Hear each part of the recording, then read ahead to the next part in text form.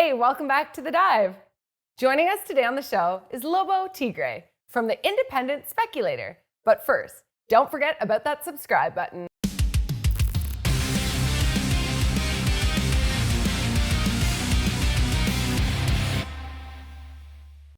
Hey Lobo, welcome back to The Dive. Happy to be back with you, Cassandra. So we keep hearing lumber is up nearly 300%. General Mills, a major CPH company, recently hinted to expect high inflation out of their food products. Where do you see inflation as we move back to normal-ish? Normal-ish is a good point. So clearly the powers that be are doing everything they can to signal higher inflation is coming, but that's okay. It's only transitory. Don't worry. These are not the droids you're looking for. So I don't think I'm going out on a limb by saying that I do expect much higher inflation. Where I differ with the Powells of the world and so on, the Yellens, is that I don't think it's going to be easy to stuff the genie back in the bottle. They keep talking about, don't worry, it'll be fine. We expect it to overheat. It'll cool down.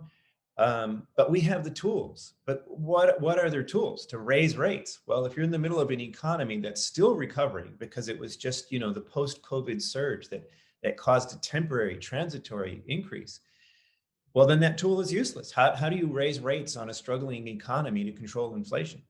And sorry, I don't want to go too long on this, but they have very clearly said, full employment and inclusive employment and, green recovery, all this stuff is much more important than the dollar. So it's clear to me that the dollar goes under the bus.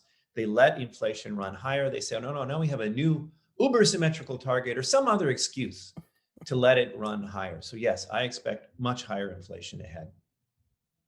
So, of course, we are hearing some pushback against the recent infrastructure bill. How are you forecasting this playing out? I think they get their way in one measure, form, or another. Maybe it's not 2 trillion, maybe it's 3 trillion. Maybe they, pass it through in pieces. I just saw this morning something about, some rule gimmick that they can use to overcome a filibuster. But at the end of the day, they do have, by the slenderest margin, a majority enough to ram through anything that they want if they, as long as they don't have defectors on their own side. And I know that infrastructure is one of these things that, Chicken Little, people have been talking about this for a long time. Trump talked about it, Republican, Democrat, they've talked about it. Neither side wants to help the other one be the one to get the job done. But I think there's enough support. I think the post-pandemic sort of logic or the case right now for infrastructure is so strong. And the whole woke side of it, the green build back better side of it, it feels like an idea whose time has come, even if it's an incorrect idea or partly incorrect. I'm not against infrastructure, just I am against being profligate and spending money you don't have. So I think it happens. I think it's bullish for commodities. I think it's longer term, economically, a dubious move. So, speaking of the infrastructure bill, do you see it being more bullish for any commodities in particular? Well, it's really good for just about everything. I mean, but sure, I do think that copper and silver are my favorite energy metals. I shouldn't say I think that. Those are my favorite energy metals. And people always used to look at me a little bit strange when I'd call silver an energy metal. But I think that's out there now. Everybody knows that you can't have solar panels, which is a big part of this whole Green New Deal, without silver. Maybe someday they can replace that. And there are experiments in the labs where they're working on that, but that's a long way from the lab to commercial production. So yes, silver is an energy metal, and copper is definitely, you need copper wires if you're going to make all this stuff happen. I'm not so crazy about lithium. Yes, it's one of those things that periodically faces demand excesses over supply, but it's not rare, and the big producers can certainly meet the demand. They just need to ramp up production. So it's something to be careful of. Cobalt, they're already working on battery designs to use less cobalt. I had been more bullish on nickel until recently. But the thing that really shook me up, there's a story about a new process to change nickel pig iron to the sulfite nickel that they need for the batteries.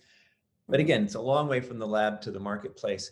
The thing that really got my attention was Tesla's building these Model 3s in China now with these iron phosphate batteries. And that really, if that, and they're exporting them from China. It's not just for the Chinese market. They're exporting them to Europe. They're going all over the place. If that becomes the norm, if people get used to, I'm okay with just 200 miles on my battery, right? Then that really could put a ding on this whole nickel narrative, or the new energy side of the nickel narrative.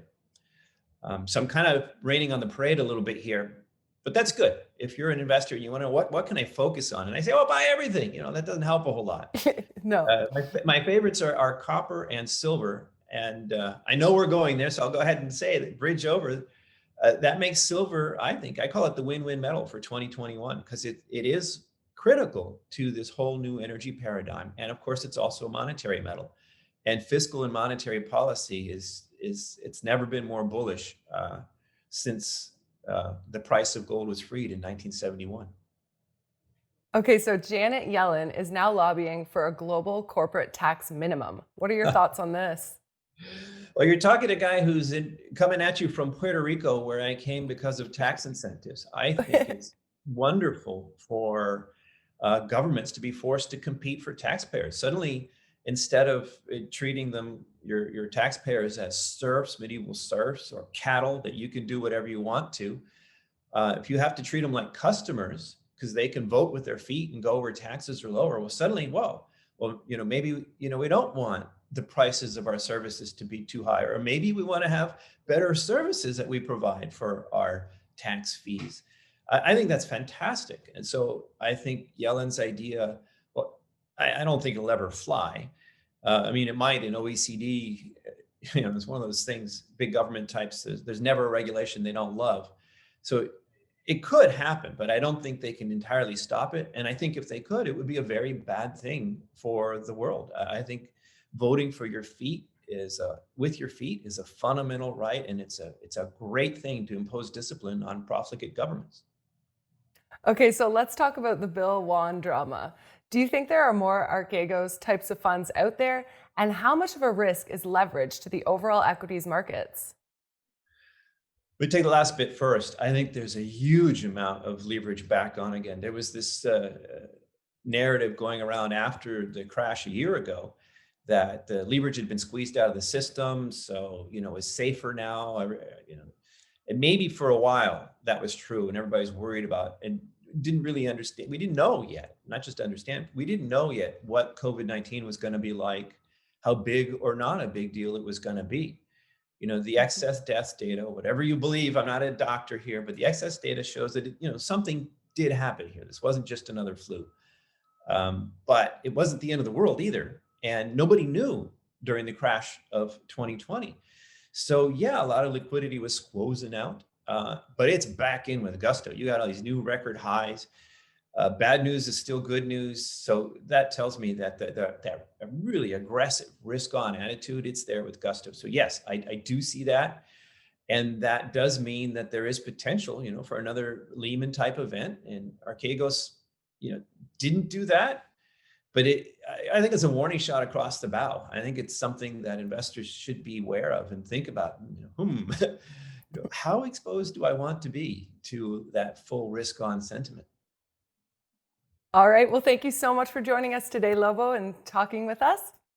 Well, thank you. It's been fun. Thanks for tuning in, and make sure to hit that subscribe button so you don't miss out.